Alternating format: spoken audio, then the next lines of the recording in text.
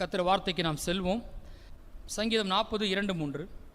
பயங்கரமான குழியிலும் உளையான சேற்றிலும் இருந்து என்னை தூக்கி எடுத்து என் கால்களை கண்மலையின் மேல் நிறுத்தி என் அடிகளை உறுதிப்படுத்தி நமது தேவனை துதிக்கும் புது பாட்டை அவர் என் வாயிலே கொடுத்தார்.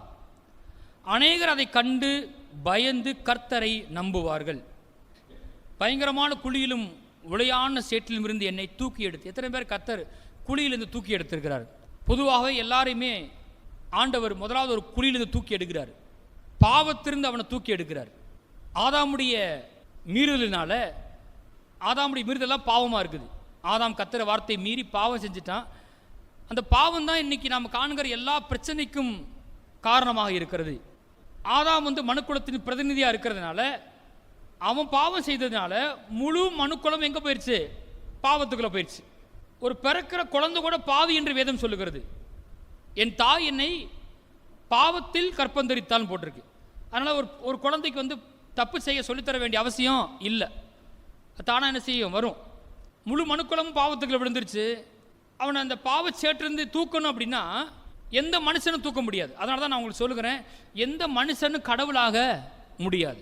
இன்றைக்கி நிறைய பேர் மனுஷங்க என்ன பண்ணுறாங்க? கடவுளை ஆராதிக்கிறாங்க பாருங்க. இல்லை, மனுஷங்க கடவுளாக முடியவே முடியாது. எந்த மனுஷனும் ரட்சகனாக முடியாது. ஒரு தாயின் வயிற்றில் ஒருத்தன் பிறந்துட்டானா அவன் பாவி தான். அவனே பாவி தான்.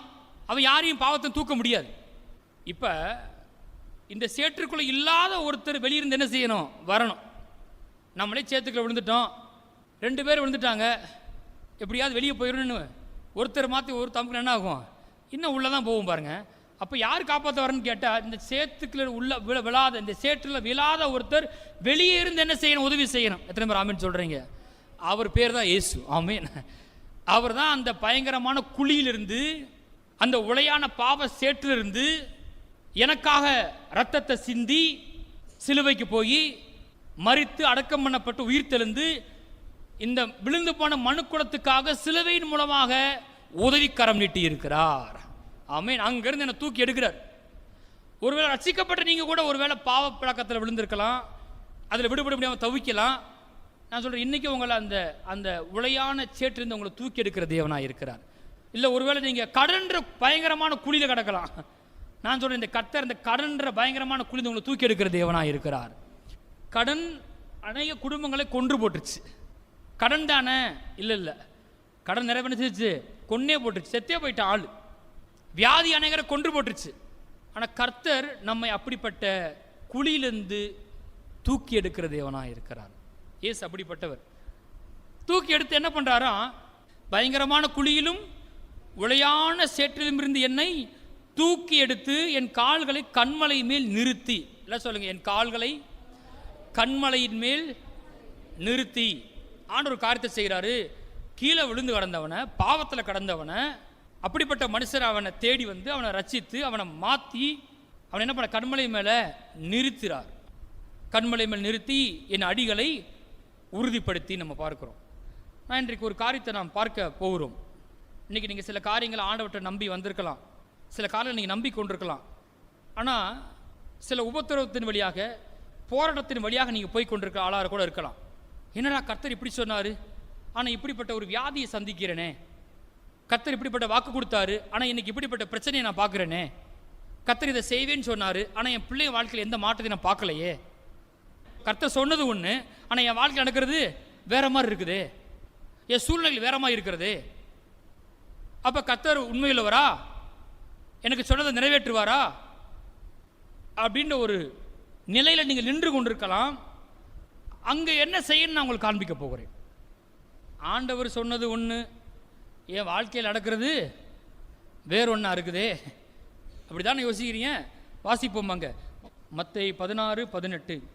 மேலும் நான் உனக்கு சொல்லுகிறேன், நீ பேதுருவாயிருக்கிறாய், இந்த கல்லின் மேல் என் சபையை கட்டுவேன், பாதாளத்தின் வாசல்கள் அதை மேற்கொள்வதில்லை. போதும். திரும்ப எல்லாரும் வாசிங்க. மேலும் நான் உனக்கு சொல்லுகிறேன். சொல்றது யாரு? இயேசு சொல்லுகிறார். நீ பேதுருவாயிருக்கிறாய், இந்த கல்லின் மேல் என் சபையை கட்டுவேன். அதில் நிறைய ஆழமான அர்த்தம் இருக்கு, அப்புறம் பார்க்கலாம். ஆனால் ஆண்டவர் சொல்றாரு, இயேசு சொல்றாரு, நான் என் சபையை கட்டுவேன் சொல்லுகிறார். சபையை கட்டுறது யாரு?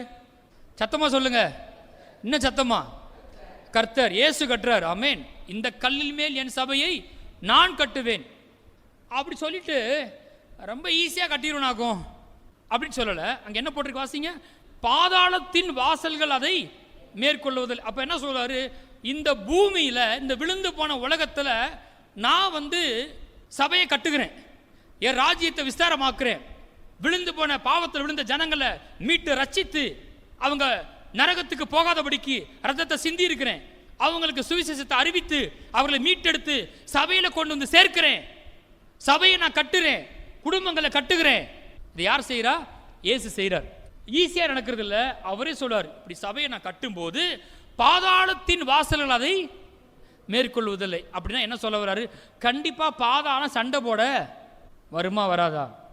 வருண்டார். ஆண்டவர் இயேசு ஒரு வேலை செய்கிறாரு. யார் செய்கிறா? ஆண்டவர் இயேசு ஒரு வேலை செய்கிறாரு, சபையை கட்டுறாரு. ஆனால் அவரே சொல்றாரு, நான் கட்டும்போது யார் வர்றா? பாதாளம் வருது, பிசாசு வர்றான், பிரச்சனையை போட பார்க்குறான், மக்கள் ரட்சிக்கப்படக்கூடாதபடிக்கு தடைகளை உண்டாக்க பார்ப்பான், சபை கட்டக்கூடாதபடிக்கு தடைகளை உண்டாக்குவான், அப்படிதான் செய்வான். அது வராதுன்னு சொல்லல, வரும். ஆனா சத்தமா சொல்லுங்க, மேற்கொள்வதில்லை. என்ன சொல்லுங்க? மேற்கொள்வதில்லை. ஒருவேளை வியாதியின் அறிகுறியை நீங்க பார்க்கலாம், ஆனா அந்த வியாதி உங்களை மேற்கொள்வதில்லை. அது நம்ம திரும்பி போகும் இயேசு நாமத்தினால. இன்னைக்கு கடன் ரொம்ப பெருசா இருக்க மாதிரி தெரியலாம், உங்களை மூழ்கடிக்க பண்ற மாதிரி இருக்கலாம், ஆனா அது மூழ்கி போகும். ஆமே, நீங்க மூழ்குவதில்லை. என்ன சொல்லுவாங்கல்ல, கடன்ல மூழ்கி போயிட்டாங்கன்னு. நீ கடன்ல மூழ்குவதில்லை. Price the Lord. இப்ப நம்ம வாழ்க்கையிலும் பாருங்களேன், ஆண்டவர் மாத்திரம் கட்டுறாரு. ஆனா இந்த பூமியில ஒரு காரியத்தை ஆண்டவர் கட்ட வேண்டும் என்றால், உதாரணத்துக்கு நம்ம வாழ்க்கையை கட்டணும் அப்படின்னா அது அவர் தான் கட்டுறாரு. அவர் மாத்திரம் கட்டுறதில்ல, அது யாரும் சேர்ந்து கட்டணும், நாமும் சேர்ந்து கட்டணும். அது நமக்கு ஒரு பங்கு இருக்குது. நம்முடைய வாழ்க்கையை ஆண்டவர் கட்டுறாரு, ஆனா அது அவர் மாத்திரம் செஞ்சிருதில்ல, அதில் நமக்கு ஒரு பங்கு இருக்கிறது. அது என்னவென்று பார்க்க போகிறோம். சூழ்நிலாம் எதிராக இருந்தால் கூட இப்படிப்பட்ட எதிர்ப்புகளையும் தடைகளையும் பிரச்சனையெல்லாம் நெருக்கும் போது, என்ன ஆண்டவர் அப்படி சொன்னாரே, நிறைவேறுமா, மாறுமா, கிடைக்குமா, பிறக்குமா அப்படின்னு சந்தேகமாக இருக்கும்போது ஆண்டவர் ஒன்று சொல்கிறாரு. அதான் பார்க்க போகிறோம், என்ன செய்யணும்னு சொல்கிறாரு. அங்கே போகலாம். மத்தேயு எழுதின சுவிசேஷம் 7ஆம் அதிகாரத்தை எடுத்துக்கொள்ளுங்க. எல்லாரும் ஒரு அறிக்கை சொல்லுவோம். எல்லாரும் சொல்லுங்க, பிசாசு என்னை மேற்கொள்வதில்லை, வியாதி என்னை மேற்கொள்வதில்லை, ஒன்றும் என்னை சேதப்படுத்த மாட்டாது. ஆமென். ஏசுனார் இல்லையா, ஒன்றும் உங்களை சேதப்படுத்த மாட்டாதுன்றார். உனக்கு விரதமாக உருவாக்கப்படும் எந்த ஆயுதமும் வாய்க்காதே போகின்றார். உனக்கு விரதமாய் நியாயத்தில் எழும்பும் எந்த நாவையும் நீ குற்றப்படுத்துவாய் என்றார். உனக்கு விரதம் ஆயுதம் உருவாகாதுன்னு சொல்லல ஆண்டவர். உனக்கு விரதம் வர மாட்டாங்கன்னு சொல்லல. உனக்கு விரதமாக புறப்பட்டு வருவார்கள், ஆனாலும் உன்னை மேற்கொள்ள மாட்டார்கள். உன்னை காக்கும்படிக்கு நான் உன்னோட கூட இருக்கேன்னு சொல்லுவார் ஆண்டவர். அப்ப எதிர்ப்பு என்ன செய்யுது? இருக்குது. தப்புன்னு ஒரு கடன் மாறலன்னு சொன்னவனே சோர்ந்து போயிடக்கூடாது, ஒரு வியாதி மாறனே சோர்ந்து போயிடக்கூடாது, ஒரு வீடை கட்ட ஆரம்பித்தோம் இன்னும் முடியலன்னு சோர்ந்து போயிடக்கூடாது, கர்த்தர் எனக்கு இந்த வாக்கு கொடுத்தாரு இன்னும் நான் அதை பார்க்கல, அது இன்னும் நடக்கலைன்னு சோர்ந்து போயிடக்கூடாது, இதில் வேற இந்த எதிர்ப்பு வேற வருது அப்படின்னு நில குலைஞ்சு போயிடக்கூடாது. இங்கே வாசிப்போம். மத்தேயு 7:21 வாசிக்க போகிறோம். பரலோகத்தில் இருக்கிற என் பிதாவின் சித்தத்தின்படி செய்கிறவனே பரலோக ராஜ்யத்தில் பிரவேசிப்பனே அல்லாமல் என்னை நோக்கி கர்த்தாவே கர்த்தாவே என்று சொல்லுகிறவன் அதில் பிரவேசிப்பதில்லை. அந்நாளில் அநேகர் என்னை நோக்கி கர்த்தாவே கர்த்தாவே உமது நாமத்தினாலே தீர்க்கதரிசனம் உரைத்தோம் அல்லவா, உமது நாமத்தினாலே பிசாசுகளை துரத்தினோம் அல்லவா, உமது நாமத்தினாலே அநேக அற்புதங்களை செய்தோம் அல்லவா என்பார்கள். அப்பொழுது நான் ஒரு காலம் உங்களை அறியவில்லை, அக்கிரம செய்கைக்காரரை என்னை விட்டு அகன்று போங்கள் என்று அவர்களுக்கு சொல்லுவேன். சரி, இங்கே என்ன சொல்ல வராரு? நீங்கள் கூட ஆண்டவர் தேடி வந்தீங்கன்னா சில பேர் சொல்லுவாங்க, ஏதாவது பிரச்சனைனா கர்த்தாவே, என்னது கர்த்தாவே இயேசுவே, அதோட சரி. இயேசுக்கும் அவங்களுக்கு எந்த தொடர்பு இருக்காது. பரவாயில்ல, கூப்பிடுங்க ஆண்டவரை. ஆனால் விசுவாசமாக கூப்பிட்றீங்களா? இல்லை சும்மா என்னமோ வாயில் கர்த்தாவே கர்த்தாவின்னு கூப்பிட்ற. அதான் சொல்லுவார் ஆண்டவர். சும்மா வெறுமனே என்ன கர்த்தாவே கர்த்தாவின்னு செய்யாத, கூப்பிடாத, என்னன்னு கவனி. இன்னும் ரொம்ப சொல்லுவார், தீர்க்க தரிசனம் உரைக்கலாம், அற்புதத்தை செய்யலாம், பெரிய ஊழியத்தை பண்ணலாம், எல்லாம் நல்லது தான். ஆனால் அதை விட பெருசாக ஒன்று இருக்குன்றார் ஆண்டவர். அது என்னது? அது வாசிங்க, போட்டுக்கு வாசிங்க, 24 வாசிங்க. ஆகையால் நான் சொல்லிய இந்த வார்த்தைகளை கேட்டு இவைகளின்படி செய்கிறவன் எவனோ அவனை கண்மலையின் மேல் தன் வீட்டை கட்டின புத்தியுள்ள மனுஷனுக்கு ஒப்பிடுவேன். என் வாழ்க்கையில் இந்த பூமியில் ஆண்டவருக்கு நான் செய்கிற சிறந்த காரியம் எதுன்னு கேட்டிங்கன்னா, அவர் என்னுடைய வாழ்க்கையில் வைத்திருக்கிற சித்தத்தை என்கிட்ட சொல்கிற வார்த்தையை கேட்டு அதன்படி செய்வது தான் கிறிஸ்தவ வாழ்க்கை. இதுக்கு அப்புறம்தான் நாம் ஜெபிக்கிறது, ஊழியம் பண்ணுறது எல்லாமே அப்புறம்தான் வருது. அவை நம்ம வாழ்க்கையில் எது முக்கியம்னு கேட்டால், என் வாழ்க்கையில் ஆண்டு என்னத்தை என்ன சொல்வார் அதை கேட்டு அதன்படி செய்ய வேண்டும். அப்போ கிறிஸ்தவ வாழ்க்கை ஆழமானது. சும்மா ஒரு நாள் சர்ச்சுக்கு வர்றது கிடையாது. எனக்கு தேவன் வைத்த சித்தத்தை இந்த பூமியில் நான் செய்வது தான் மிகச்சிறந்த கிறிஸ்தவ வாழ்க்கை. இப்போ நம்ம விஷயத்துக்கு வருவோம். அங்கே போட்டிருக்கு 24 வாசிங்க. ஆகையால் நான் சொல்லி இந்த வார்த்தைகளை கேட்டு இவைகளும்படி செய்கிறவன் எவனோ அவனை கண்மலை மேல் தன் வீட்டை கட்டின புத்தியில மனுஷனுக்கு ஒப்பிடுவேன். தொடர்ந்து வாசிப்போம். பெருமழை சொரிந்து பெருவெள்ளம் வந்து காற்று அடித்து அந்த வீட்டின் மேல் மோதியும் அது விழவில்லை, ஏனென்றால் அது கண்மலையின் மேல் அஸ்திபாரம் போடப்பட்டிருந்தது. தொடர்ந்து வாசிப்போம். நான் சொல்லிய இந்த வார்த்தைகளை கேட்டு இவைகளின்படி செய்யாதிருக்கிறவன் எவனோ அவன் தன் வீட்டை மணலின் மேல் கட்டின புத்தியில்லாத மனுஷனுக்கு ஒப்பிடப்படுவான். பெருமழை சொரிந்து பெருவெள்ளம் வந்து காற்றடித்து அந்த வீட்டின் மேல் மோதின போது அது விழுந்தது, விழுந்து முழுவதும் அழிந்தது என்றார். போதும். ரெண்டு காரியத்தை சொல்றார். ஒன்று, ஆண்டவர் சொன்ன வார்த்தை கேட்டு அதன்படி செய்கிறவன், இன்னொன்று செய்யாதவன். செய்கிறவன் தன் வீட்டை என்ன எப்படி கட்டுறான்? கண்மலை மேலே கட்டுகிறான். செய்யாதவன் என்ன பண்ணுறான்? தான் வீட்டை மணல் மேலே கட்டுறான். இந்த வசனத்தில் கண்மலை என்பது எதை குறிக்கிறது? கர்த்தர் சொன்ன வார்த்தை. நான் சொல்லி அந்த வார்த்தைகளை கேட்டு, நான் சொல்லிய வார்த்தையை கேட்டு செஞ்சவன் கண்மலை மேலே வீட்டை கட்டிட்டானா? நான் சொல்லிய வார்த்தையை கேளாதவன் மணல் மீது கட்டுறானா? அப்போ வார்த்தை எதை குறிக்குது? கண்மலை எதை குறிக்குது? கர்த்தர் சொன்ன வார்த்தையை குறிக்கிறது. எல்லாம் சொல்லுங்க. கர்த்தர் என்னிடத்தில் சொன்ன வார்த்தையே கண்மலை. கர்த்தர் ஏன் கிட்ட, நான் இன்னைக்கு கடந்து போற இந்த சூழ்நிலையில் கர்த்தர் ஏன் கிட்ட சொல்லுகிற வார்த்தை தான் நான் நிற்க வேண்டிய கண்மலையாயிருக்கிறது. Price the Lord. ஆமென். என் பிள்ளை வாழ்க்கை குறித்து ரொம்ப கவலைப்படுறேன், பொருளாதாரத்தை குறித்து கவலைப்படுறேன், சரீரத்தை குறித்து கொஞ்சம் கவலைப்படுறேன், இந்த வியாதியை பார்த்து பயப்படுறேன். இன்றைக்கு கர்த்தர் உங்களிடத்தில் சொன்ன அந்த வார்த்தை தான் என்னவா இருக்குது? கண்மலையாக இருக்கிறது. எத்தனை பேர் அந்த கண்மலை மீது இருக்கிறீங்க? எத்தனை பேர் கர்த்தர் உங்களுக்கு சொன்ன அந்த வார்த்தையின் மீது நிற்கிறீர்கள்? இப்போ இங்கே ஒரு விஷயத்தை பார்த்தீங்கன்னா, நான் சொன்னேன் உங்கள்கிட்ட, ஆண்டவர் இயேசுவே சபையை கட்டுறாரு. ஆனால் யார் வர்றா? பாதாளமே வருது. எப்படியாவது அதை என்ன செஞ்சிடணும்? தடுத்து போட்டணும். ஏன்னா சபை கட்டப்பட்டா ஜனங்கள் ரட்சிக்கப்படுவாங்க, வருவாங்க, நன்மை நடக்கும், கர்த்தர் நாம் மகிமைப்படும், அவர் ராஜ்ய விஸ்தாரமாகும் அவன் அறிஞ்சிருக்கிறான், தடுக்க பார்க்குறான். இப்போ இங்கே பார்த்தீங்கன்னா ஒரு தனிப்பட்ட வாழ்க்கையில் ஒரு வீடு கட்டப்படுது. ஒருத்தவங்க கர்த்தர் வார்த்தை மீது கட்டுறாங்க, இன்னொருத்தர் மணல் மேலே கட்டுறான். ஒருத்தர் கேட்குறான், ஒருத்தர் கேட்கல. சரி, ஆனால் விஷயத்தை பாருங்கள். நம்ம எப்படி யோசிப்போம்? பொதுவாக ஒருத்தன் கர்த்தர் வார்த்தையை கேட்டு அதன்படி என்ன செய்யலை? செய்யவே இல்லை. இன்னொருத்தன் வார்த்தையை கேட்டு அதன்படி செய்கிறான். நான் இப்போ கேட்குறேன், கர்த்தர் வார்த்தை கேட்டு அதன்படி செய்கிறவன் வீட்டு மேலே பெருங்காற்றை அடிக்கணுமா? அடிக்காதில்ல, அடிக்கக்கூடாதில்ல. கேட்குற கேள்வி புரியாது. ஆமன்னு சொல்லுங்க பார்ப்போம். கைங்களை உயர்த்துங்க.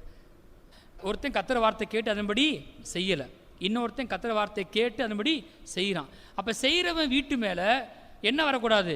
பெருங்காற்று அடிக்கக்கூடாது, பெருவெள்ளம் வரக்கூடாது, பெருமழை சொரியக்கூடாது, வரக்கூடாதுல்ல. இவன் தான் கர்த்தரை நம்புறான்ல, இவன் தான் சர்ச்சுக்கு போறான்ல, என்ன இவன் வீட்லையும் என்ன வருது? பெருங்காற்று அடிக்குது, பெருமழை சொரியுது, பெருவெள்ளம் வருது.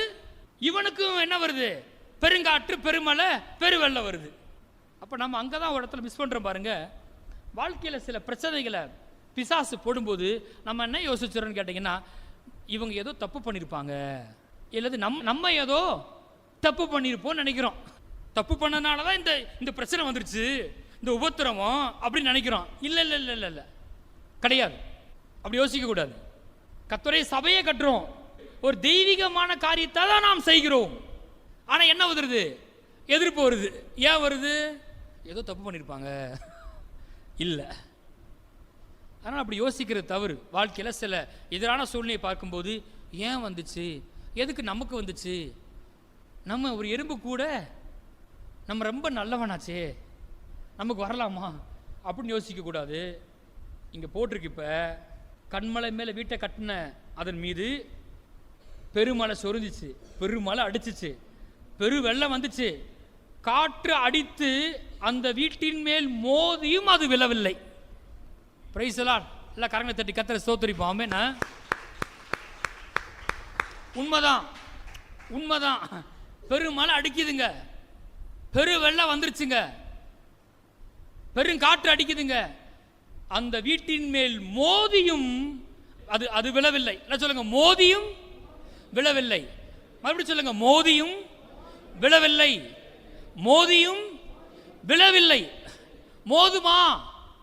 மோதும். ஆனா என்ன செய்ய முடியாது? விழ வைக்க முடியாது. Price the Lord. வீழ்த்த முடியாது. ஏன்னா கண்மலையின் மீது நின்று கொண்டிருக்கிறேன். கர்த்தர் என்னிடத்தில் சொன்ன வார்த்தையின் மீது நின்று கொண்டிருக்கிறேன். கர்த்தர் என்கிட்ட என்ன சொன்னார் அதை நிச்சயமாகவே நிறைவேற்றுவார் என்று நான் நம்புகிறேன். ஒரு வீட்டு மேலேயோ ஒரு சபை மேலேயோ பெரும் மழை சொரியுது, பெரு வெள்ளம் வந்துருச்சு, பெருங்காற்று அடிக்குது, அடிச்சும் அது விழலை அப்படின்னா நான் சொல்கிறேன், அது சரியாக கர்த்தர் வார்த்தையின் மீது கட்டப்பட்டிருக்கிறது. டெஸ்ட் எப்படி டெஸ்ட்டு? அதை விழ வைக்கிறதுக்காக, அதை ஒன்றும் இல்லாமல் ஆக்குறதுக்காக பெருமழை சொரியுது, பெரு வெள்ளம் வருது, பெருங்காற்று அடிக்குது, இப்படிலாம் ஆணையும் கூட அது என்ன செய்யலை? விழலைன்னாலே அது என்ன கட்டப்பட்டிருக்கு? கண்மலையாகிய வார்த்தையின் மேலே கட்டப்பட்டிருக்கிறது. வார்த்தையின் மேலே கட்டப்பட்டதுனால தான் அதை என்ன செய்ய வைக்க முடியல? விழ வைக்க முடியல. நம்புறீங்களா? நம்ம வீட்டை அசைக்க முடியாது. ஆமென். நம்முடைய சபை அசைக்க முடியாது. ஆமென். Praise the Lord. பிசாசு போராடலாம், பல வழிகளில் வரலாம், ஆனால் வெக்கப்பட்டு போவோம். ஆமென். அந்த வியாதி வெக்கப்பட்டு போகும். சரி, இன்னும் கொஞ்சம் ஆழமாக போவோம். அப்போ இந்த வார்த்தை தான் கண்மலையாக இருக்கிறதுனால நான் ஒரு காரியத்தை விசுவாசிக்கிறேன். எனக்கு இந்த வியாதி சுகமாகணும், என் பிள்ளையின் வாழ்க்கையில் இந்த மாற்றம் நடக்கணும், இந்த சபையில் சில காரியம் நடக்குன்னு நான் நம்புகிறேன். என்னதை நம்புகிறேன்? கர்த்தர் சொன்ன வார்த்தையை நம்புகிறேன். நான் பெருக்கத்தை நம்புகிறேன். ஆனால் என்ன ஆகுது? எல்லாமே குறையுது. அப்படி ஒரு சூழ்நிலை ஆகுது. அப்படி வரும்போது நான் எதை நம்பி ஆகணும்? பெருக்கத்துக்கு கர்த்தர் சொன்ன வார்த்தையின் மீது நான் என்ன செய்யணும்? நிற்க வேண்டும். நீங்கள் இப்பொழுது இருக்கிறதை பார்க்கலும் 1000 மடங்கு அதிகமாகும்படி உங்கள் பிதாக்களின் தேவனாய கர்த்தர் உங்களுக்கு சொல்லியபடி உங்களை ஆசீர்வதிப்பாராக. கர்த்தர் எனக்கு சொன்ன வார்த்தை ஒன்று தான், இப்பொழுது இருக்கிற பார்க்கலும் 1000 மடங்கு. ஆனால் சூழ்நிலை பார்த்தா வேற மாதிரி இருக்குது. இப்போ நான் எது மேலே நிற்க போகிறேன்? நான் கர்த்தருக்கு சொன்ன வார்த்தை மீது நிற்க போகிறேன். இப்போ பிசாசு எதுக்கு வருவா நீங்கள் நினைக்கிறீங்க? கர்த்தர் சொன்ன வார்த்தையை தான் பிடிக்க பார்ப்பான். ஏன்னா இவனை எப்படியாவது, இவன் இந்த கண்மலை மேலே நல்லா ஸ்ட்ராங்காக நிற்கிறான், எப்படியாவது அவர் என்ன செஞ்சு வரணும்? அவனை வழுக்க வைக்கணும். இவன் கண்மலை மேலே என்ன நிற்கக்கூடாது, கண்மலை விட்டு வலிக்கு கீழே விடணும். சரியாக சொல்லப்போனா கர்த்தர வார்த்தை மேலே நிற்கிறான் இல்லையா, கர்த்தர வார்த்தையை நம்ப விடக்கூடாது. அந்த கர்த்தர வார்த்தையின் மீது ஒரு சந்தேகத்தை உண்டாக்கணும். நல்லா பாரு, ஓ சரீரத்தை பாரு, ஓ அறிகுறி இன்னும் மாறல, இன்னும் வியாதி அப்படித்தான் இருக்குது, போய் ஜிபேல பேலன்ஸ் கொரி பண்ணி பாரு, அது சொல்லுது. ஆனால் நீ சொல்லிக்கிட்டு இருக்கிற பெருசாகிடுவோம், வீடு கட்டிடுவோன்னு, ஆனால் பேங்க் பேலன்ஸ் பார்த்தா அப்படி இருக்குது அப்படின்னு பிசாசு என்ன செய்வான்? நாம் நம்பிக்கொண்டிருக்கிற நம்மிடத்துல தேவன் சொன்ன அந்த வார்த்தையிலிருந்து நாம் விழும்படி காரியத்தை செய்வான். பார்க்கலாமா? அதை அங்கே போங்க. எங்கே வாசிப்போம்னா ஆதியாகமம் 2ஆம் அதிகாரத்தை 8ஆம் வசனத்தை வாசிங்க. தேவனாய கர்த்தர் கிழக்கே ஏதேனும் ஒரு தோட்டத்தை உண்டாக்கி தாம் உருவாக்கின மனுஷனை அதிலே வைத்தார். வாசிப்போம். தேவனாய கர்த்தர் பார்வைக்கு அழகும் புசிப்புக்கு நலமுமான சகலவித விருட்சங்களையும் தோட்டத்தின் நடுவிலே ஜீவ விருட்சத்தையும் நன்மைத்தையும் அறியத்தக்க விருட்சத்தையும் பூமியிலிருந்து முளைக்க பண்ணினார். தோட்டத்துக்கு தண்ணீர் பாயும்படி ஏதிலிருந்து ஒரு நதியின் ஓடி அங்கே இருந்து பிரிந்து 4 பெரிய ஆறுகள் ஆயிற்று. முதலாம் ஆற்றுக்கு பைசோன் என்று பேர். அது ஆவிலா தேசம் முழுவதும் சுற்றி ஓடும். அவ்விடத்திலே பொன் விளையும், அந்த தேசத்தின் பொன் நல்லது. அவ்விடத்திலே பிதோலாகும் கோமேத கல்லும் உண்டு. போதும். கடவுள் முத ஒரு மனுஷனை உண்டாக்கி, கர்த்தர் மண்ணிலேருந்து ஒரு மனுஷனை உண்டாக்குறாரு. மண் எடுத்து ஒரு பொம்மை செஞ்சு தான் ஜீவ சுவாசத்தை ஊதுறாரு. அவன் மனுஷனா மாறுறான். அவன் விளையாடும் விழுந்து எடுத்து ஏவாளை உண்டாக்குறாரு. உண்டாக்கி எங்க வைக்கிறாரு? கிழக்கே ஏதேனும் தோட்டத்தை உண்டாக்குறாரு. ஒரு தோட்டத்தை உண்டாக்குறாரு. அங்க பைபிள் போட்டிருக்கு, பார்வை கழகும் புசிப்புக்கு நலமுமான விருட்சங்களை உண்டாக்குனாராம். தோட்டம் முழுவதும் ஃப்ரூட்ஸ் தான், தண்ணி பிரச்சனை இல்லை, ஒரு நதி புறப்பட்டு 4 பெரிய ஆறுகள் ஆயிற்று பார்க்கிறோம். சரியா? 4 பெரிய ஆறுகள் ஆயிற்று. அந்த ஆற்றோரத்தை என்ன விளையுதான் அங்க போட்டிருக்கு, அவ்விடத்திலே பொன் விளையும். நீங்க எங்கேயா கேள்விப்பட்டிருக்கீங்களா பொன் விளையும்னு? முள்ளு தான் முளைக்குது. நெல் போட்டாலும் என்ன செய்யறது, களை வந்துடுது. இது விழுந்து போன உலகம். நீங்க இன்னைக்கு விழுந்து போன உலகத்தை பார்த்துட்டு இருக்கிறீங்க. பைபிளில் போட்டிருக்கு பரலோகத்தில் வீதியெல்லாம் சுத்த பொண்ணா இருக்குன்னு போட்டிருக்கு. கர்த்தருக்கு பொண்ணு ரொம்ப சீப்பான மெட்டீரியலாக இருக்குது. ஆற்றோரமாக பொன் விளைந்ததான். நம்மளோட வாழ்க்கையில் பொன் விளையும். ஆமென். அடகு போனதெல்லாம் திரும்ப வரும் இயேசு நாமத்தினால, மூழ்கி போகாது. இயேசு அதுக்கு கூட அர்த்தம் செஞ்சிருக்கிறார். பொன் விளையும் போட்டிருக்கு. அப்போ எந்த ஒரு பிரச்சனையுமே இல்லை. கர்த்தர் அவங்கள அங்கே குடும்பத்தை கொடுக்குறாரு. கர்த்தர் ஒவ்வொரு நாளும் பகலின் குளிர்ச்சியான வேலை சந்திக்கிறாரு. இன்பமான ஒரு வாழ்வை கொடுத்துருக்காரு. இப்போ இந்த இன்பமான வாழ்வுக்கு ஒரு அஸ்திபாரம் இருக்கிறது. அது அந்த குடும்பத்துக்கு கர்த்தர் சொன்ன வார்த்தை. அது என்ன வார்த்தை? நம்ம வாசிக்கிறோம், போட்டிருக்கு, நீ தோட்டத்தில் உள்ள சகல விருட்சத்தின் கனியும் புசிக்கவே புசிக்கலாம், ஆனாலும் தோட்டத்தின் நடுவில் இருக்கிற அந்த நன்மை தீமை அறிவித்த விருட்சத்து கனியை புசிக்க வேண்டாம், புசிக்கும் நாளிலே நீ சாகவே சாவாய். இதுதான் தேவன் ஆதாமின் குடும்பத்திற்கு ஆதாமிடத்தில் சொன்ன வார்த்தை. ஆதாம் வாழ்க்கை இன்பமா இருக்கணும்னா ஆதாம் எது மீது நிற்கணும்? கர்த்தர் அவன்கிட்ட சொன்ன அந்த வார்த்தை மீது நிற்கிற வரைக்கும் அவன் வாழ்க்கை எப்படி இருக்கும்? இன்பமா இருக்கும். இப்ப பிசாசு வந்தா என்ன செய்வான் நீங்க நினைக்கிறீங்க?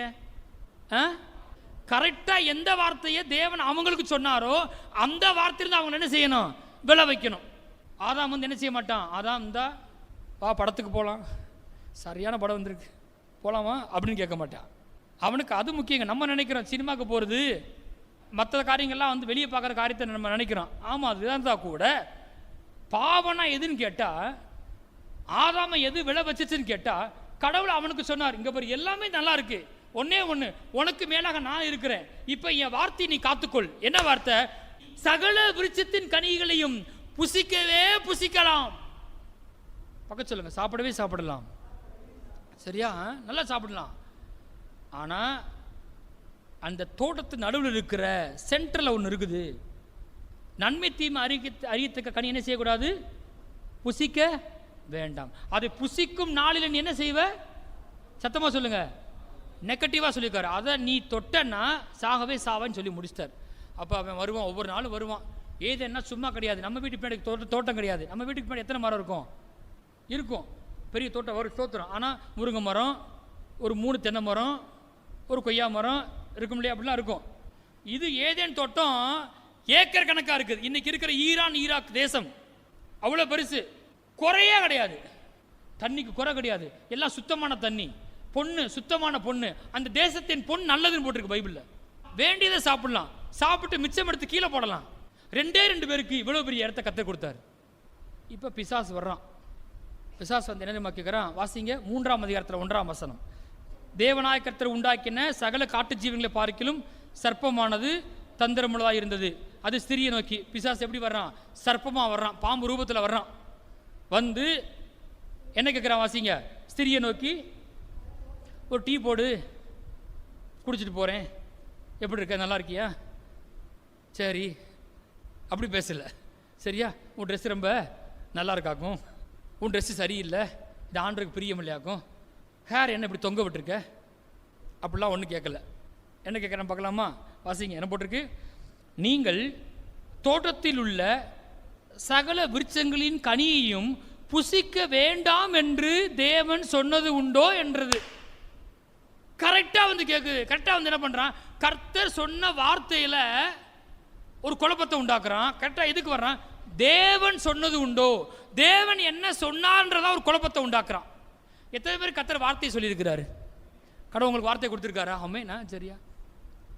கடவுள் எதிர்காலத்தை கொடுத்து வார்த்தை கொடுத்துருக்காரு, கரெக்டாக.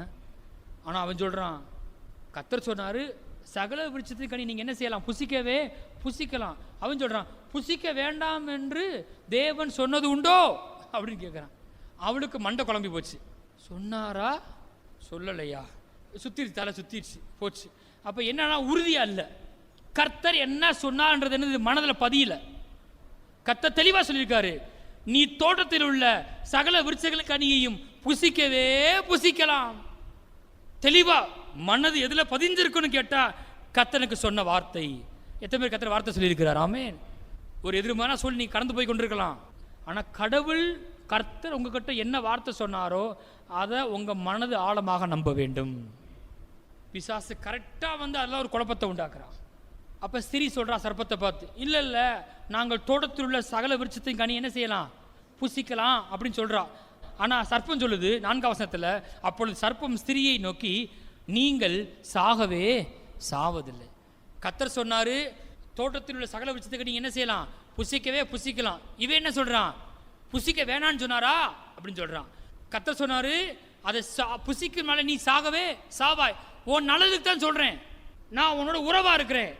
நீ அதை சாப்பிடும்போது என் வாழ்க்கையை நானே பார்த்துக்கிறேன்னு நீ பிரிஞ்சு போயிடுவ, ஆவியில் என்னை இழந்து போயிடுவ, ஏன் உதவி உனக்கு உண்டாகாமல் போயிடும், நீயா தனியாக உன் குடும்பத்தை நடத்தணும். கவனமாக இருந்துக்கோ.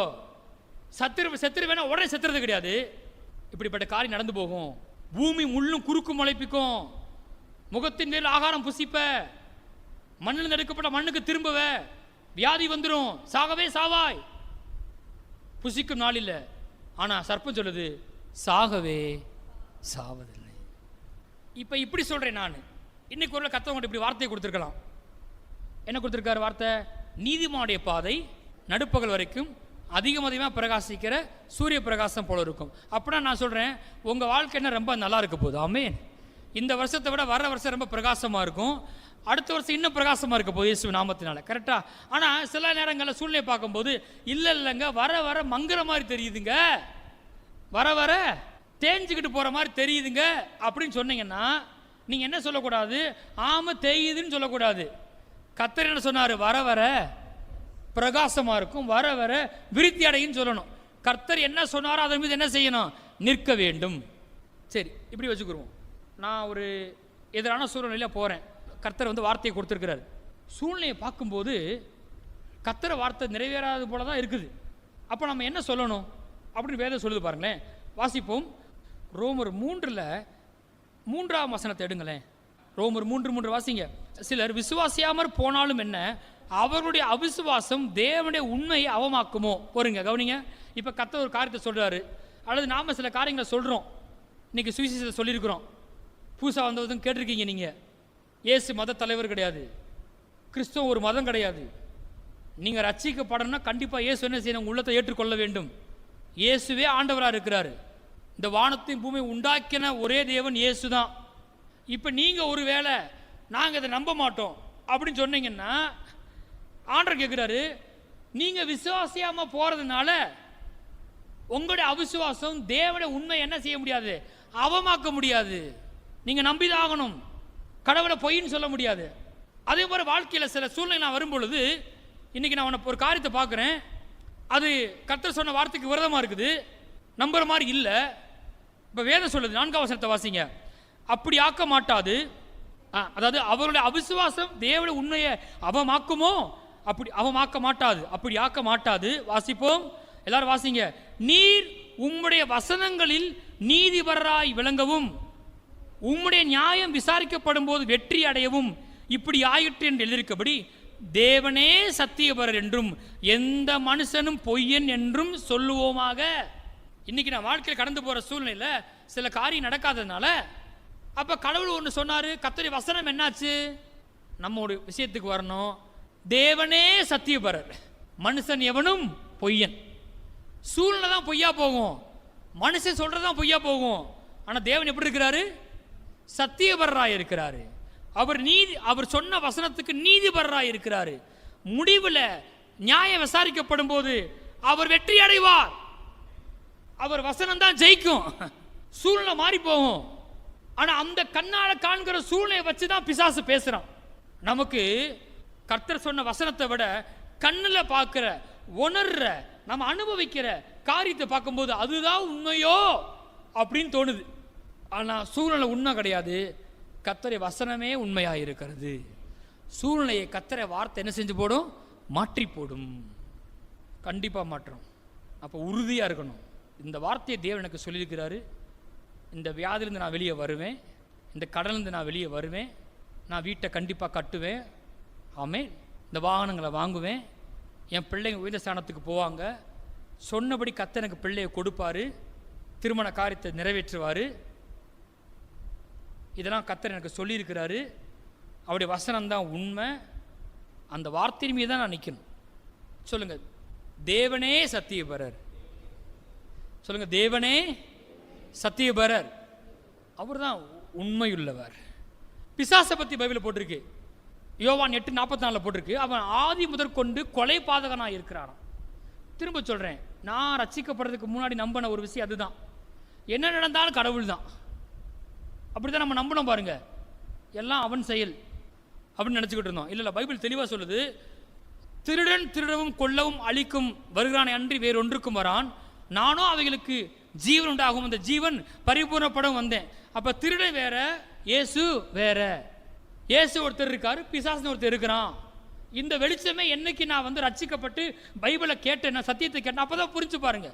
அது வரைக்கும் எனக்கு பிசாசு ஒருத்தர் இருக்கானே தெரியாது. எல்லாம் கடவுள் தான் அப்படின்னு நினச்சிக்கிட்டு இருந்தேன். இல்லை இல்லை, இவன் என்ன பண்ணுறான் தெரியுமா? செய்கிற சேட்டையெல்லாம் பண்ணிட்டு இந்த பிசாசு இந்த பூமியில் எல்லா விதமான, முதல்ல ஆதாமுடைய பாவம் அதுதான் இந்த எல்லா பிரச்சனையும் கொண்டு வந்துருச்சு.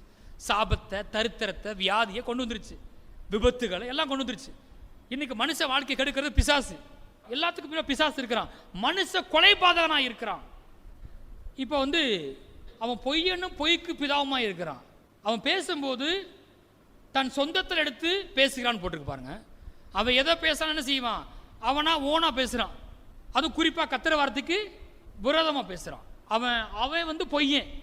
பிசாசு பொய்யன், தேவன் சத்தியபரர். சூழ்நிலை மாறி போகும், அது பொய்யா போகும். ஆனால் தேவனுடைய வார்த்தை அது உண்மையுள்ளதாக இருக்கிறது, அது மாறப்போகுது இல்லை. கர்த்தர் எனக்கு சொன்ன வார்த்தையை நம்ப விடாமல் ஆக்குறதுக்காக ஒரு விஷயத்தை செஞ்சுட்டே இருக்கான் பாருங்க. அதான் போட்டிருக்கு பைபிள். வாசிங்க, 1 பேதுரு 5:8 வாசிப்போம். தெளிந்த புத்தியுள்ளவராயிருங்கள், விழித்திருங்கள், ஏனெனில் உங்கள் எதிராளியாகிய பிசாசானவன் கர்ச்சிக்கிற சிங்கம் போல் எவனை விழுங்கலாமோ வென்று வகை தேடி சுற்றித் திரிகிறான். நான் இப்போ அதான் சொன்னேன், மனுஷன் அவன் மனுஷ கொலைபாதான் இருக்கிறான். எல்லா தீமையும் பிசாசு செஞ்சுட்டு பழி யார் மேலே போடுறான்? ஆண்டவர் மேலே போடுறான். நான் கேட்டிருக்கேன், கடவுளுக்கு கண்ணே இல்லையா? இந்த கடவுளுக்கு இறக்கமே இல்லையா? உங்களுக்கு இறக்கம் இருக்குன்னா கடவுளுக்கு இறக்கம் இருக்காதா? யோசித்து பாருங்க. அப்போ இதெல்லாம் பிசாசு செஞ்சுட்டு பழி யார் மேலே போடுறான்? நல்லா கவனிங்க, நம்மளோட வாழ்க்கையில் நம்ம சந்திக்கிற எந்த பிரச்சனைக்கும் தீங்குகளுக்கும் கர்த்தர் காரணர் அல்ல. எல்லாம் கரங்களை தட்டி கர்த்தரை ஸ்தோத்தரிப்போம். ஆமென். பைபிள் போட்டிருக்கு, அன்பு தீங்கு நினையாதுன்னு போட்டிருக்கு. நம்ம கூட யோசிப்போம், நமக்கு யாராவது எதிராக வந்தால் உடனே வசனம் சொல்லிடுவோம், இன்று காண்கிற இந்த எகிப்தை இன்னைக்கு நீ காண மாட்டோன்றோம். ஆனால் ஆண்டவர் பைபிள் போட்டிருக்கு, தேவ அன்பு தீங்கு நினையாது. தீங்கு நினைக்க கூட மாட்டாராம். நம்மளே சொல்ல முடியல, நீங்களே நான் ரொம்ப நல்லவன், யாருக்கு தீங்கு நினைக்க ஏங்க நீங்களே சொல்லும்போது கடவுள் எப்படிங்க? ஆனால் இதெல்லாம் செஞ்சுட்டு கர்த்தர் மேலே பழி என்ன பண்ணுறான்? போடுறான். இப்போ இங்கே என்ன பார்க்குறோன்னு கேட்டிங்கன்னா, பிசாஸ் தெளிந்த புத்திரராக இருங்க, உங்கள் எதிராளியாக பிசாஸ். கடவுள் உங்கள் எதிரி கிடையாது. யார் உங்கள் எதிரி? பிசாசானவன். உங்கள் எதிராளியாகிய பிசாசானவன் என்ன செய்யறான்? கர்ச்சிக்கிற சிங்கம் போல எவனை விழுங்கலாம வென்று வகை தேடி சுற்றி திருக்கிறான். அவன் பல்ல உடைச்சிட்டாரு சிலுவையில், அவன் ஒன்றும் செய்ய முடியாது. ஆனால் அவன் என்ன பண்ணுறான்? கர்ச்சிக்கிற சிங்கம், கடிக்கிற சிங்கம் கிடையாது. என்ன சிங்கம்? கர்ச்சிக்கிற சிங்கம். சத்தம் கொடுக்குறான், இந்த வியாதி சுகமாகாது, இந்த கடன் தீராது, இந்த பிரச்சனை மாறாது, இந்த குடும்பம் சேராது, இந்த சபை கட்டப்படாது, இந்த வீடு நிற்காது, இது திரும்ப வராது, பிள்ளை இனி எப்படி பறக்கும், இவ்வளவு வருஷமாச்சு இனி எப்படி திருமண காரியம் வாய்க்க போகுது, உனக்கு யார் உதவி செய்வா? இப்படி ஏதாவது ஒரு வகையில் என்ன பண்றான்? கர்ச்சிக்கிற சிங்கம் சத்தம் கொடுக்குறான். எக்ஸாக்டா கர்த்தருடைய வார்த்தைக்கு ஆப்போசிட்டா சத்தம் கொடுக்குறான். இப்பதான் நான் முடிவெடுக்கணும், தேவனே சத்தியபரர், பிசாசு பொய்யன். அவன் சொல்றதோ நடக்க போறதில்ல, கர்த்தர் என்கிட்ட என்ன சொன்னாரோ அதுதான் நடக்கும். இத்தனை பேர் ஆமென் சொல்றீங்க? படிக்கிறீங்கன்னா நான் திட்டமாக சொல்கிறேன், இந்த சபையில் பிள்ளைங்க படித்தாங்கன்னா படித்து முடிக்கிறதுக்குள்ளே வேலை கிடைக்கும் இயேசு நாமத்தில். ஆமென். படித்து முடித்தோடனே வேலை கிடைக்கும் இயேசு நாமத்தில். ஆமென். திட்டமாக கிடைக்கும். இப்போவே நம்புங்க, இப்போவே நம்புங்க. அதான் கண்மலை. கர்த்தர் என்ன பூமியின் உயர்ந்த ஸ்தானம் ஏறி வர பண்ணுவார். அந்த வார்த்தையை நம்புங்க. வேலைலாம் கிடைக்காதான், டிமாண்ட் இல்லையா, இது என்ன பண்ண போறது, அதெல்லாம் நம்பாதீங்க. உங்களுக்கு தேவன் என்ன வார்த்தை சொல்லியிருக்காரு வேலையை பற்றி, அதில் ஒரு வார்த்தை எடுங்க, பிக் பண்ணுங்க. அதுதான் நிறைவேறும். சூழ்நிலை மாறி போகும். ஆமே. உங்களுக்காகவே ஒரு கம்பெனி வரும். ஆமே. உங்களுக்காக ஒரு வேலை வாய்ப்பை திறக்கும். அதை யார் செய்வா? கர்த்தர் செய்வார். எப்போ செய்வார் தெரியுமா? நீங்கள் எதுக்கு ஆமேன் போடுறீங்க? கெர்ச்சிக்க சிங்கம் போல பிசாசு சத்தம் கொடுக்குறானே, அதுக்கு ஆமேன் போட போகிறீங்களா? இல்லை கர்த்தருடைய வார்த்தைக்கு ஆமேன் போட போகிறீங்களா? பாருங்கள், பிரச்சனை இருக்கிறதுனால எல்லாத்தையும் விட்டுட்டு ஓடி போயிருன்னு சொன்னால் எல்லாரும் ஓட வேண்டியதுதான். ஆனால் நான் சொல்கிறேன், கர்த்தர் காரியங்களை மாற்றுவார். ஆமேன். அற்புதமானவர். சவுலையே பவுலா மாற்றின கர்த்தர். ஆமேன். அந்த கெர்ச்சிக்கிற சிங்கம் அந்த வியாதி அறிகுறியை வச்சு சத்தம் கொடுக்குறான். திடீர்னு எங்கேயாவது ஒரு கால் வலிச்சிச்சுன்னா போதும், ஒரு இடுப்பு வலிச்சிச்சுன்னா போதும், நெஞ்சு வலிச்சுன்னா போதும், அப்படித்தியா எங்கெங்கேயும் யோசனை போயிருது இல்லையா? அது கர்ச்சிக்கிற சிங்கம் சத்தம் கொடுக்குறான். கர்த்தர் வாக்கு பண்ணார், அவர் உன் அப்பத்தையும் தண்ணீரையும் ஆசீர்வதிப்பார், வியாதியை உன்னிலிருந்து விளக்கவேன். டாக்டர் செய்ய முடியாது. ஆனால் ஆண்டவர் நான் அப்பத்தையும் தண்ணீரையும் சாப்பிடும்போது அதை பிளஸ் பண்ணுறாராம். அது ஆசீர்வதிக்கப்பட்ட அப்பம், அது ஆசீர்வதிக்கப்பட்ட தண்ணி, பெரிய மருந்து இல்லை. அதை பிளஸ் பண்றதுனால வியாதியை உன்னிலிருந்து விளக்குவேன். சொல்லுங்க, கர்த்தர் வியாதியை என்னிலிருந்து விளக்குவார். சொல்லுங்க, கர்த்தர் சகல நோய்களையும் என்னை விட்டு விளக்குவார். சகல நோய்களையும். ஆமென். எத்தனை நோய்களை? சகல நோய்களையும். எந்த வியாதியாக தான் விளக்குவேன்னு சொல்றார் ஆண்டவர். எதை நம்ப போகிறோம் ரொம்ப முக்கியம். அந்த அறிகுறியை நம்பக்கூடாது. அந்த அறிகுறி வந்தவனே அதை பேச ஆரம்பிச்சிடக்கூடாது. கர்த்தர் வார்த்தையை தான் நம்ம நம்பணும். அதான். அப்போ வாசிப்போம், லூக்கா 6:46 வாசிப்போம். என்னை ஆண்டவரே ஆண்டவரே என்று நீங்கள் சொல்லியும் நான் சொல்லுகிறபடி நீங்கள் செய்யாமல் போகிறதுன்னு கரெக்டாக கேட்குறாரு. இப்படி தான் முத ஆரம்பித்தோம். எப்படி ஆரம்பித்தோம்? இந்த கிறிஸ்தவ வாழ்க்கையிலே நாம் செய்கிற சிறந்த காரியம் எது? கர்த்தர் எனக்கு வைத்த சித்தத்தை செய்து முடிப்பது. என் வாழ்க்கையின் ஒவ்வொரு பகுதிகளிலும் கர்த்தர் எனக்கு சொல்கிற ஆலோசனைப்படி செய்வது, அவர் சித்தத்தை செய்கிறது. இது ரொம்ப பிரதானமான ஒன்று. என் வாழ்க்கையில் சில தீர்மானம் எடுக்கும்போது, அது தனிப்பட்ட வாழ்க்கையோ அழைப்போ திருமணமோ பணவசியமோ இப்படிலாம் வரும்போது, எதாக இருந்தாலும் சரி, நான் எங்கே இருக்கணும், எங்கே வேலை பார்க்கணும், எங்கே போகணும், இப்படிப்பட்ட காரியங்களில் தேவனுடைய ஆலோசனை கேட்டு அதன்படி செய்கிறது ரொம்ப முக்கியமாக இருக்குது. எந்த சபையில் இருக்கணும், இங்கே தான் இருக்கணுமா, கர்த்தர் இருக்க சொல்லியிருக்காரு, அங்கே என்ன செய்ய சொல்லியிருக்கிறாரு, இப்படிப்பட்ட காரியங்கள்லாம் அர்ப்பணிக்கிறது. எத்தனை பேரை கர்த்தருங்க இந்த சபையில் நாட்டி இருக்கிறாரு? ஆமேன். உங்களை ஒரு காரியம் செய்ய சொல்லி கர்த்தருங்க வச்சிருக்கிறாரா? ஆமேன். அது என்ன செய்ய சொல்லியிருக்காரு, அதை செய்கிறது, ஒரு சித்தத்தை செய்கிறது. சரியா? அப்படி வருது. அதான் சொல்றாரு, என்ன ஆண்டவரே ஆண்டவரே மட்டும் கூப்பிடுறீங்க, ஆனால் நான் சொல்றத எத்தனை பேருக்கு இயேசு ஆண்டவராக இருக்கிறார்? ஆமேன்.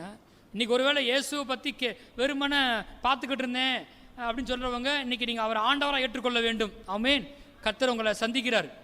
ஒருவன் இதயத்தின் வாசப்பட்டு கதவை தட்டுகிறேன், சத்தத்தை கேட்டு கதவை திறந்தால் உள்ளே வந்து வாசம் பண்ணுவேன். நீங்கள் தான் கதவை திறக்கணும். நல்லா புரிஞ்சுக்கோங்க. இவர் சர்வ வல்லவர். கடலில் இருக்கிற தண்ணியை கையளவு எடுத்துருவாராம், சர்வலோகத்தையும் ஜானளவாக அளந்துருவாராம். அவ்வளோ பெரிய பராக்கிரமசாலி தேவன்னா சும்மா கிடையாது. ரொம்ப சாதாரணமாக சொன்னால், நம்ம காண்கிற சூரியன் வந்து இங்கேருந்து பார்க்கும்போது எப்படி தெரியுது? சின்ன வட்டமாக தெரியுது. அது எத்தனை வட்டத்துக்குள்ள விட்டம் சொல்லுவாங்க இல்லையா, ஆரம் விட்டம் சொல்ல, டயாமீட்டர்னு சொல்லுவாங்க. அது எவ்வளோ தெரியுமா? அது எவ்வளோ தெரியுமா? 14 லட்சம் கிலோமீட்டர். சூரியனோட விட்டம் எவ்வளவு? 14 லட்சம் கிலோமீட்டர். 14 கிலோமீட்டர்னால எவ்வளோ தெரியுமா வரும்? இங்கேருந்து சென்ட்ரல் பஸ் வரைக்கும் வரும். சூரியன் அவ்வளோ பெருசு கிடையாது. 14,000 கிலோமீட்டர் கிடையாது. கன்னியாகுமரியிலேருந்து காஷ்மீர் வந்து எவ்வளோ டிஸ்டன்ஸ் தெரியுமா? 3500-600 தான் வரும். கரெக்டாக 3000 கிலோமீட்டர் தான் வரும். 3000 கிலோமீட்டர் கிடையாது சூரியன். 3 லட்சம் கிலோமீட்டர் கிடையாது, 14 லட்சம் கிலோமீட்டர். எது சூரியன்? அவ்வளவு பெரியவர் தேவன். அவரு உங்க இதயத்தின் வாசப்பட்டு கதவை தட்டுறாரு. நீங்க திறந்தாதான் உள்ள வருவாரு. இங்க பாரு, உனக்காக இந்த பூமியில நான் வந்து அவதரிச்சு ஓம் பாவத்தை சாபத்தை தரித்திரத்தை வியாதியை ஏமல் ஏற்றுக்கொண்டு ரத்தத்தை சிந்தி உனக்கு பரிகாரத்தை செஞ்சு மீட்பை உண்டு பண்ணி உன் பாவத்தெல்லாம் மன்னிச்சு உனக்கு நித்திய ஜீவனை ஆயத்தம் பண்ணிட்டு பரலோகத்தில் உனக்கு ஒரு இடத்தை ஆயத்தம் பண்ணிட்டு வந்து உன் வாசல் என்ன செய்கிறேன்? உன் இதயத்தின் கதவை தட்டி கொண்டிருக்கிறேன். இப்போ ஒரு மனுஷன் இயேசுவே என் ஆண்டவர், இயேசுவே என் ரட்சகர் என்று சொல்லி என்ன செய்யணும்? அவருக்கு தான் இருதயத்தை கொடுக்கணும். மற்ற எந்த தெய்வங்களும் மனுஷனை உண்டாக்கின தெய்வங்கள், உறவு கொள்ள முடியாது. அவரோட பேச்சை கேட்க, வேற தெய்வத்தோட பேச முடியாது நீங்க. ஆனால் இந்த இயேசு உங்களை தேடி வந்திருக்கிறாரு. மறுபடியும் சொல்லாரு, சத்தத்தை கேட்டு கதவை திறந்தால் உள்ளே வந்து வாசம் பண்ணு. எல்லாம் சொல்லுங்க, இயேசுவே என் ஆண்டவர், இயேசுவே என் இரட்சகர், என் பாவங்களுக்காக சிலுவையிலே மரித்து அடக்கம் பண்ணப்பட்டு 3ஆம் நாளில் உயிர் தெழுந்தீர் என்று நான் விசுவாசிக்கிறேன், எனக்குள்ளே வாரும். அவ்வளோதாங்க, ரொம்ப சிம்பிள். நீங்கள் வந்து உங்கள் பாவத்தை கழுவுறதுக்கு எந்த நதியும் தேடி போக வேண்டியதில்லை, வடக்கு பக்கம் போக வேண்டாம், எந்த மலை மேலே ஏற வேண்டியதில்லை, தெற்கு பக்கம் போக வேண்டியதில்லை. அப்படி போனாலும் உங்கள் பாவத்தை கழுவ முடியாது. உங்கள் பாவத்தை கழுவினது இயேசுவின் ரத்தம். அவர் உங்களை தேடி வந்து உங்களுக்காக பரிகாரத்தை செய்து முடித்திருக்கிறார். அவரே உங்களை குணமாக்குற பரிகாரி. அவர் கேட்கறது ஒன்னே ஒன்று தான், உங்கள் பணம் கிடையாது, உங்கள் இருதயத்துக்குள்ளே இடத்த கேட்குறார். அவ்வளோதான். நீங்கள் யாருக்குமே தெரியாமல் உட்கார்ந்த இடத்துல இருந்து இயேசுவே எனக்குள்ளே வாங்கன்னு சொன்னால் வந்துடுவார். கத்த சொல்லாரு, இப்பயே என்னை கூப்பிட்டு நீ இதிலும் பெரிதான் நன்மையில் பார்க்க போகிறாய். ஆமென். டிலே பண்ண வேண்டாம், அவருக்கு அழைப்பு கொடுங்க. இப்போ இங்கே வாசிப்போம். அப்போ ஆண்டவரே ஆண்டவரே என்று சொல்லியும் நான் சொல்லுகிறபடி செய்யாதிருக்கிறது என்னன்னு கேட்குறார் இல்லையா? 47 வாசிங்க. என்னிடத்தில் வந்து என் வார்த்தைகளை கேட்டு அவைகளின்படி செய்கிறவன் யாருக்கு ஒப்பாய் இருக்கிறான் என்று உங்களுக்கு காண்பிப்பேன். வாசிப்போம். ஆழமாய் தோண்டி கற்பாறையின் மேல் அஸ்திபாரம் போட்டு வீடு கட்டுகிற மனுஷனுக்கு ஒப்பாய் இருக்கிறான். பெருவெள்ளம் வந்து நீரோட்டம் அந்த வீட்டின் மேல் மோதியும் அதை அசைக்க கூடாமற் போயிற்று, ஏனென்றால் அது கண்மலையின் மேல் அஸ்திபாரம் போடப்பட்டிருந்தது. ஆமென். ஆனால் கீழே நீங்கள் வாசித்து பார்த்தீங்கன்னா, என் வார்த்தையில கேட்டு அதன்படி செய்யாதவனோ அவன் அஸ்திபாரம் இல்லாமல் மண்ணின் மேலே வீடு கட்டினு கொப்பா இருக்கிறானா. நீரோட்டம் அதன் மேல் மோதின உடனே அது விழுந்ததான், விழுந்து முழுது அழிந்து போனது. கவனிங்க, இந்த வாழ்க்கையில் வெறும் படிப்பு பதவி எதுவும் உங்களை காப்பாற்ற முடியாது. பணம், மனுஷனுடைய தயவு, மனுஷங்க, இதெல்லாம் காப்பாற்ற முடியாது. மனுஷன் அப்பத்தினாலே மாத்திரம் அல்ல. அப்போ முக்கியம்தான், பணம் முக்கியம்தான், நல்லா சாப்பிட்றது முக்கியம்தான், ஜிம்முக்கு போகிறது முக்கியம்தான், அது அவசியம், அதுவும் செய்யணும், அது முக்கியம், விட்டுறக்கூடாது. அப்பத்தினால மாத்திரமல்ல, தேவன வாயிலிருந்து புறப்படும் ஒவ்வொரு வார்த்தையினாலும் பிழைப்பான். ஏன் இப்படி சொல்கிறேன்னு கேட்டிங்கன்னா, பல பேர் இந்த கடவுள் வார்த்தையை நம்பாம அதை மட்டும் நம்பி அவங்க பிரயாணத்தை முடிக்கலை. பிசாசு அவங்க வாழ்க்கையை காலி பண்ணிட்டான். அவங்க இன்னைக்கு இல்லை உலகத்தில், காலத்துக்கு முன்பாக எடுத்துட்டான். ஆனால் கர்த்தர் ஒன்று சொன்னார்ல, அதை நம்பி நிற்கிறவன், அதை கேட்டு செய்கிறவன், அந்த கண்மலை மேல் நிற்கிறவன், அந்த கர்த்தர் வார்த்தை கேட்குறவன், அதன்படி அதன் மீது சார்ந்து இருக்கிறவனை பற்றி வேதம் சொல்லுது. அவன் ஆழமாய் தோண்டி கற்பாறை மேல் அஸ்திபாரம் போட்டு வீடு கட்டுகிற மனுஷன். எல்லாம் சொல்லுங்க, ஆழமாய் தோண்டி கற்பாரின் மேல் அஸ்திபாரம் போட்டு வீடு கட்டுகிற மனுஷன். எத்தனை பேர் அந்த மாதிரி இருக்க விரும்புகிறீங்க? சரியா? டக்குன்னு வீடு கட்டிடக்கூடாது. வாழ்க்கையில் வந்து கொஞ்சம் கொஞ்சமாக தொடர்ந்து கத்தரை தேடி வரணும். முதலாவது வைக்கணும், பணத்தில் உண்மையாக இருக்கணும், கத்தருக்கு ஊழியம் பண்ணணும். இப்படியே வர வர வர பார்த்தீங்கன்னா செய்யும் பொழுது அவன் என்ன செய்கிறான்? ஆழமாக தோன்றான். ஆழமாக தோண்டி எது மேலே அஸ்திபாரம் போடுறான்? கற்பாறை மேலே அஸ்திபாரம் போட்டு வீடு கட்டுகிற மனுஷன். அந்த ஆழமாய் தோன்றின்னு காண்பிச்சு முடிக்கிறேன். அப்படிப்பட்ட மனுஷனை பற்றி போட்டிருக்கு. ஆழமாய் தோன்றின என்ன அப்படின்னா சுருக்கமாக முடிச்சிடறேன். கர்த்தர் உங்கள் வாழ்க்கையின் சூழ்நிலை குறித்து என்ன சொல்லியிருக்கிறாரு? இப்போ எனக்கு சபை பெருகணும், இந்த சபை பெருகணும், ஜனங்கள் ரட்சிக்கப்படணும், உங்களுக்கு உங்கள் பிள்ளைகள் வாழ்வு கடலிருந்து வெளியே வரணும், வியாதி சுகமாகணும். அப்போ கர்த்தர் சொன்ன வார்த்தையை நீங்கள் என்ன செய்யணும்? போய் பைபிளில் கண்டுபிடிக்கணும், பிரசங்கத்தில் கேட்டு குறித்து வைக்கணும், அதை எழுதணும், அந்த வார்த்தையை தியானிக்கணும், மனசில் நிறுத்தணும். எத்தனை பேர் ஆமென் சொல்கிறீங்க? ஆழமாய் தோன்றுதுன்னா வெறுமன ஸ்டிக்கரை வாங்கி ஒட்டுறது கிடையாது. ஆழமாக எங்கே தோண்டணும்? தியானிப்பதன் மூலமாக அது என்னுடையதாக மாற வேண்டும், என் மனசில் பதியணும். கண்டிப்பாக கர்த்தரின் அப்பத்தின் தண்ணீரையும் ஆசீர்வதிப்பார், வியாதியிலிருந்து விலக்குவார், என் ஆயுஷ்நாட்களை பூரணப்படுத்துவார். காலத்துக்கு முன்னாடி பிசாசை எடுக்க முடியாது. என் பக்கத்தில் 1000 பேரும் வலதுபுறத்தில் 10,000 பேர் விழுந்தாலும் என்னை அணுகாது. எனக்கு விரதம் உருவாக்கப்படும் எந்த ஆயுதம் வாய்க்காதே போகும். இது அங்க செவத்தில் எழுதியிருக்கு, பைபிள்ல போட்டிருக்கு. ஆனா இதை நான் எடுத்து தியானிக்கும் போது, சொல்லும் போது அது என் மனதில் பதிகிறது. அது ஏதா மாறுது. அப்படிதான் ஆழமா தோன்றேன். அப்படிதான் கற்பாறை மேல அஸ்திபாரம் போடுறேன். அப்படி இருக்கும்போது இப்ப வேதம் சொல்லுது, அடிக்குதான் பெரு வெள்ளம் வந்துருச்சான். நீரோட்டம் அந்த வீட்டின் மேல மோதியும் அதை அசைக்க கூடாமற் போயிட்டு. எல்லாம் சொல்லுங்க, மோதியும் அசைக்க கூடாமற் போயிட்டு. மறுபடியும் சொல்லுங்க, மோதியும் அசைக்க கூடாமற் போயிட்டு. மோதுமா? மோதும். அசைக்க முடியுமா? அசைக்கவே முடியாது. ஏன்னா அது கண்மலையின் மேல் அஸ்திபாரம் போடும். ஏன்னா அது கர்த்தர் அவனுக்கு சொன்ன வார்த்தையின் மீது அவன் நின்று கொண்டிருக்கிறான்.